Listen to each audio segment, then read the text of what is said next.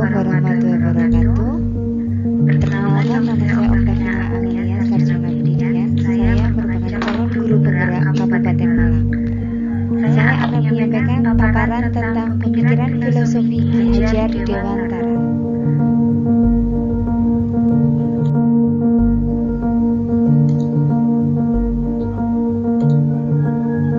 Nah, tahukah kalian gambar siapakah ini? Ya, betul sekali. Ini adalah gambar Bapak Pendidikan Nasional kita, yaitu Ki Hajar Dewantara. Menurut Ki Hajar Dewantara, menurut Bapak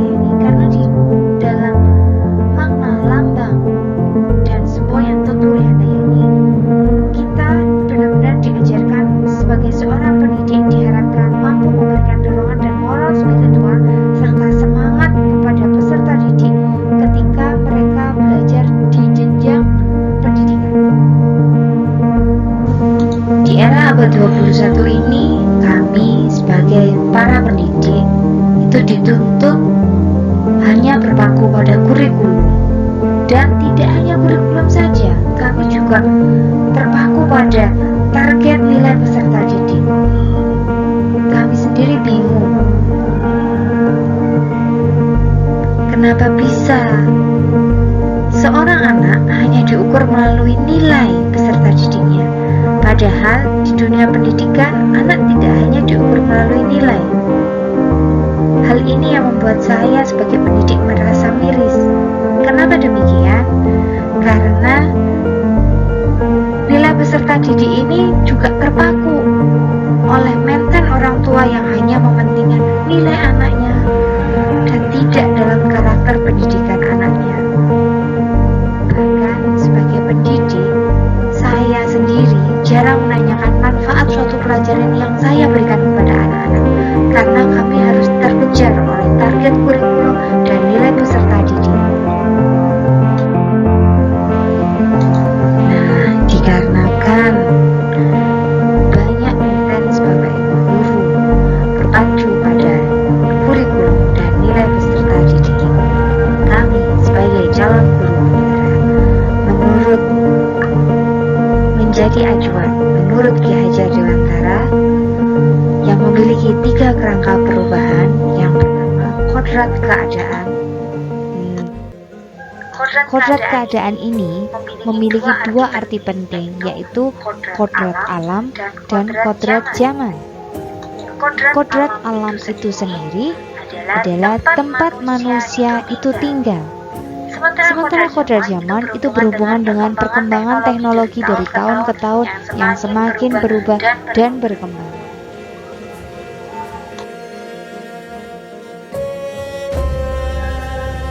Sementara untuk kerangka perubahan yang kedua, yaitu prinsip perubahan yang menuju kepada revolusi 4.0, yaitu berpacu pada asas trikon, yaitu yang pertama kontinuitas. Pendidik harus memahami secara kritis tentang sejarah bangsa. Yang kedua, untuk konvergensi, pendidik harus memanusiakan manusia dan memperkuat nilai kemanusiaan. Yang di sini artinya konvergensi itu saling menghargai antara manusia dengan manusia yang lain. Konsentris, yaitu pendidik harus menghargai keragaman dan memerdekakan pembelajaran.